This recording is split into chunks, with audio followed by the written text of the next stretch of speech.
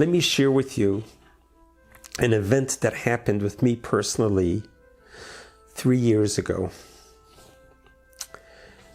3 years ago, it was several months after the mass shooting at our temple, where I miraculously survived losing my 2 fingers, facing a terrorist with an AR-15 who showed up at the last day of Passover and pointed an AR-15 at myself and at the woman, Mrs. Lori Kay, may she rest in peace, killed her instantly. And he aimed to kill me. And he shot 4 bullets from the very powerful AR-15.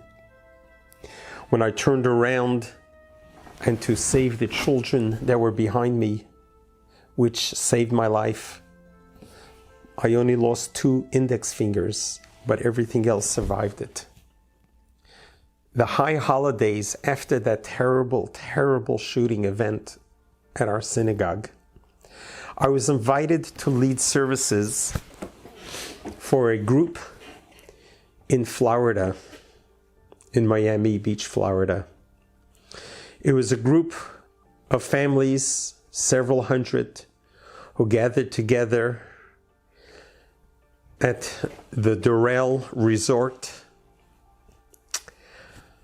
And my wife and I came there, and I was invited to be able to share some inspiration to those who have gathered there for the high holidays about surviving a mass shooting and how to respond to a moment of darkness in your life and how to turn darkness into light. I did not know anyone there. We were strangers to them, as this is a community that I've never been at for the high holidays. I've been for 40 years leading services at our community, but invited here to be able to inspire this group. I had no idea what stood in front of me.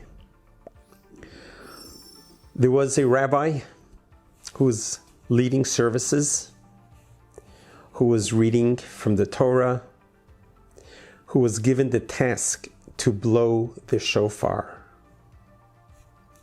I brought with me my shofar, my own personal shofar, to keep with me.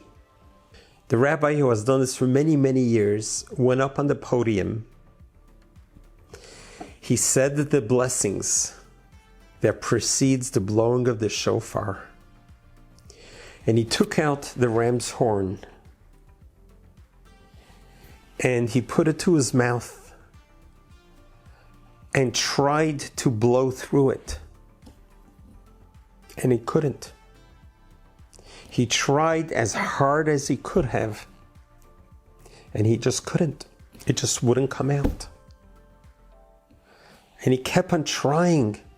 5 minutes goes by, the whole audience is waiting, and the rabbi is unable to blow the shofar. At that moment, I knew that I have to do something. I took the shofar that was on my table, and I walked over and I signaled to him, let me do this. He obliged, stepped aside. I went up on the podium and I blew all the tunes from the shofar. It just came out so naturally, and the breath of air was so powerful. My concentration, my meditation was gigantic. Here I'm standing in front of God on Rosh Hashanah, and here I just survived the mass shooting, and I was so emotional about sharing my gratitude to God for saving my life that I blew the sounds with all my heart, all my soul. After services, this rabbi comes over to me and he says, I've been blowing shofar for decades. I have never, ever had this type of experience that I couldn't blow it. I can't explain it. It's something beyond my understanding why I just couldn't blow.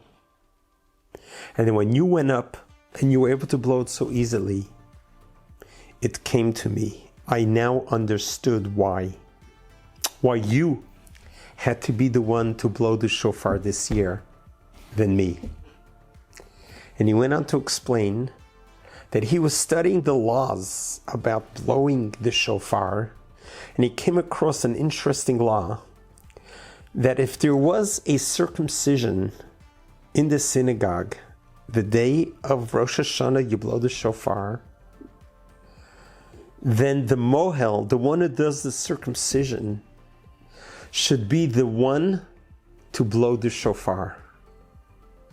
Why? Because he fulfilled the mitzvah of Abraham by circumcising the 8-day-old. And although there is bloodshed from the circumcision, but that blood is blood of the covenant. And because the mohel has blood of the covenant on his fingers, therefore he would be the one who should be able to blow the shofar because of that commitment that he's upholding of the tradition of circumcision. So he looked at me, he says, Rabbi Goldstein, you had blood on your hands from surviving the mass shooting. You survived it in a most miraculous way.